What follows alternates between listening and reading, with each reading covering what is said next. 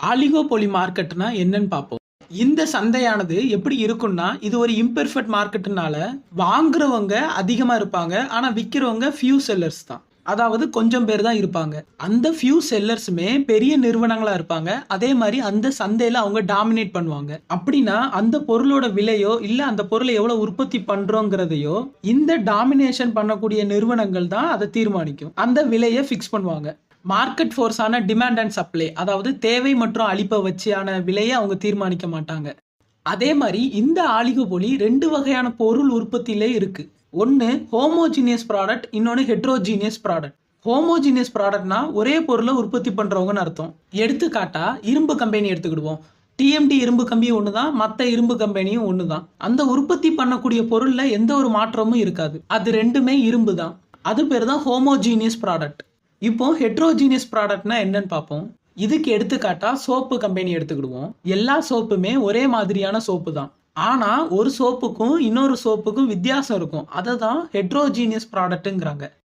இப்போ இந்த ஆலிகோபொலி மார்க்கெட்டோட கேரக்டரிஸ்டிக், அதாவது பண்புகளை பார்ப்போம்.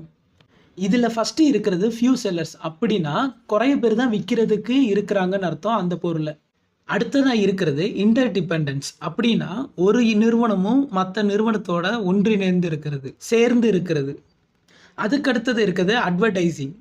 அதாவது எல்லா நிறுவனமும் அவங்களோட பொருட்களை விற்கிறதுக்கு நிறைய விளம்பரம் பண்ணுவாங்க இந்த மார்க்கெட்டை பொறுத்து. இதுவே பெர்ஃபெக்ட் காம்படிஷன்ல அவங்க அப்படி பண்ணவே மாட்டாங்க. அடுத்ததா காம்படிஷன். ஒரு நிறுவனத்துக்கும் மற்ற நிறுவனத்துக்கும் போட்டிகள் இருக்கும் இந்த ஆலிகோபொலி மார்க்கெட்ல. அடுத்ததா entry and exit are barriers. இந்த சந்தைக்குள்ள யாராவது திடீர்னு வந்து உள்ள வந்து பொருளை உற்பத்தி பண்றதோ இல்ல உற்பத்தி பண்றதை நிறுத்திட்டு வெளியே போகவோ முடியாது. லாஸ்டா இருக்கிறது லேக் ஆஃப் யூனிஃபார்மிட்டி. அப்படின்னா எல்லா நிறுவனமும் ஒரே மாதிரி இருக்கணும்னு அவசியமே இல்லை.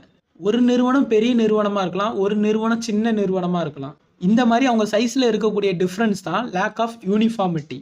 இந்த ஆலிகோபொலி மார்க்கெட்ல 2 வகையான ஈக்குலிபிரியம் பாயிண்ட் இருக்கு. ஒன்று நான் கொலுசிவ் மாடல், இன்னொன்று கொலுசிவ் மாடல். நான் கொலுசிவ் மாடல்னா என்னன்னா, விற்கிறவங்க அவ்வளோ பேருமே ஒன்றா இருக்க மாட்டாங்க.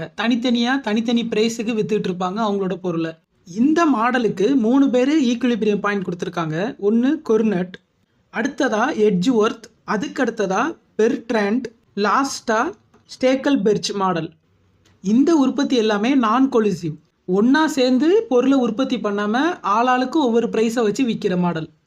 இப்போ அடுத்ததா கொலுசிவ் மாடல் பார்ப்போம்.